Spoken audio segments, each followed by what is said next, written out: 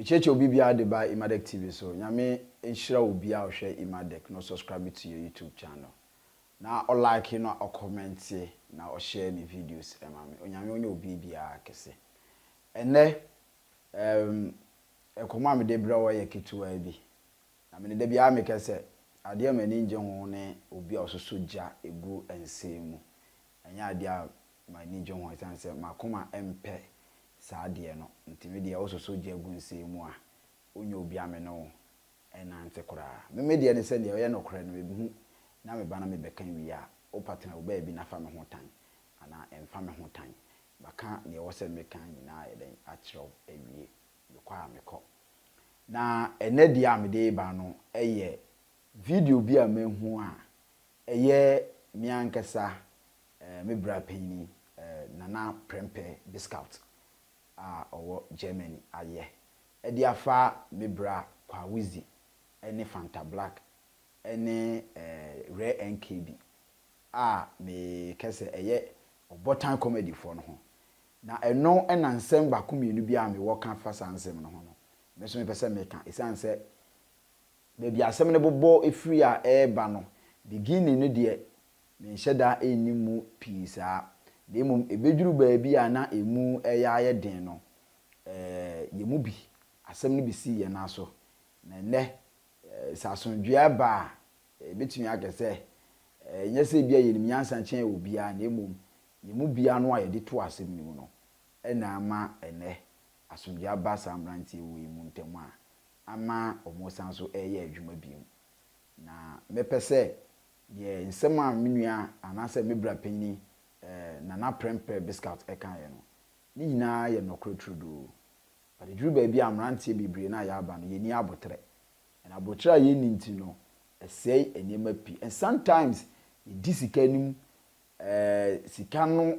ye hu ni se sika no ne ade nyina yes e no kreska ne ade nyina na emom no duru ba bi a sometimes me so masma me kan se uwa ni munyama a wani munyampo na wo keke no ana se baabi a wudini akwakoduru a obia ebo wudini pa ho no sometimes eno nko ampo no etimi nso atwa aduane ma eno so timi disika eba obotom edi se me ni obi ya ade na me je physical cash sesi a no enya ade ya sometimes Emadek ha me pi na me kan sem na kosisen me wo ho emre bi atwam ena biu efreme ni ame bra biu efreme ofreme no zi Emadek se wo ka Fanta Black ana woni mo Obotan comedy for nam se wo minimum mo pa na samre no nso no na the first time am dey share samrantie a na me no wo mo adi nkomo eye mra na Fanta Black edi ni birthday na ye nyina ye ko float e ko support wo mo because of biu adawment ye ko support wo mo na ewie na wo mo ball football yeah Obotan comedy team any BU comedy team. That was the first time I met this year Fanta Black any Kwawizi any sa Rare KB and sa team no the first time I met this year womo eno no eti after say yes our program ye bibia wi no emu am wo wan be you friend but friend no so o kai sa ankofo nam sin no so omo YouTube channel no since I start adwuma no bepem ne no omuntumi enyi sika da sanse omu code no alock ema enti no omuntumi ma request ya yeyi enam so sa de ndie no kre sanse obi a wo YouTube ni bia no be dia dance say the whole of this year 2022 year ye wo mu no obi ani wani code atumi aba normal code no emma normal biem minim program crawl but ntumi ma normal biem because even yene a ye mu bi kura mpo na ye code ne ba 3 years ago no kura no obekọ post office wo obekọ kuju ana say enipa na do address na dia ma no obekọ akọ na e mai no wase a request me say me request ya answer na finally as edu ba bi kura na papa no kura bo me use we address na me dey share me use finally PIWC Kaswa branch Pentecost Worship Pentecost International Worship Center Pentecost International Worship Center womo address e wo Kaswa na bra bi efɛ no Mr. Godfred me bra ba ko da misa ya wone Avram Ben Moshi ekoye sa ye friend is saying debate no e wo Kofi TV so no yes edamisa oye me nua pa oye me bra pa eni sa edamisa no na eboa me ema sa Mr. Godfred e dey sa o address ni ma me na me boshi eno so kwa me request you be kwa me ho cry Mr. Godfred na because one man time my friend was say my yo mako check here my the finally me dem to my adwun kra ti da krom wo ano no abesa ni message say wo call wa kwa ku yi later so kwa no you could did them no the my dear brem asana me bo ahye enti no obia be dia dance say since 2022 year e wo mu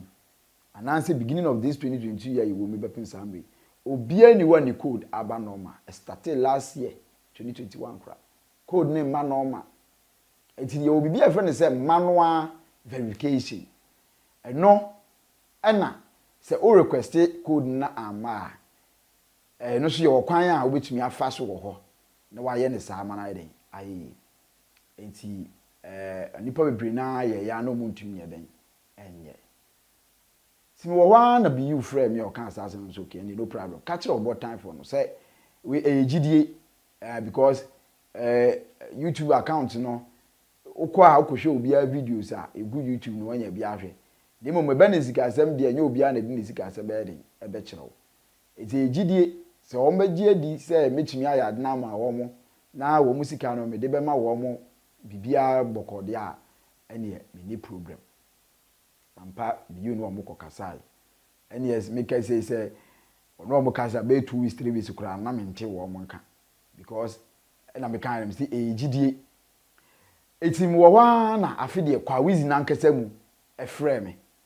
because that time no na afi me ne kwa wizi mu nyina ya be close because ye kwakoji biyu mu award you akra kwa wizi kan ho ebe nyina that was my first time ne kwa wizi mu nyina ya foro ka agbom a ye kodu akra ye nyina dadan bakum ye chesi ye bibia bom ti ya be tse nuafo prekompe ti kwa wizi na afrɛ ofrɛ no Emadek ye yi no ye problem say na so bra ni nyina ye gidi se wo gidi se metumi aboa wo de a enye me ni problem na won so fa wo gidi ta machi na osika no so de me nyini na me mfa nko ba bia onsa ebeka wade sanse yete ye nyina yete gana se me yi osika edi ananse ebisa wanchemi antumu mpo a enigwase a menya wo man gana mu na enya asem ketwa enti osika no de metumi ayi ma osaka eti asema me ka che wo mo ne se for now no say na be ya sika no enkoso increase e wo ho no e wo say mitumi make sure say me verify no kopem time on be gi enu atom na musika no so no ma work on it ama eno so mo sai den aka e no mo ti ase eti bre be I think say a month later ma men kan say a month e chire e na nyame adom verification no eto ma metumi ye manual wa no e na nyame adom omo verify account eti omo verify account ni bonum that time no mimpo me bank account na me di shame ama wo mo a me ne kwa wizi mu nyina ye ko kumase enye ko yi sika no na me de ye den me de ma wo mo na that day am yi sika na ma boys no ade a wo mo ye ma me eye me wawa nyame enhira wo mo nyame nhyira kwa wizi nyame nhyira Obotan comedy nyame nhyira Fanta Black nyame nyemo kese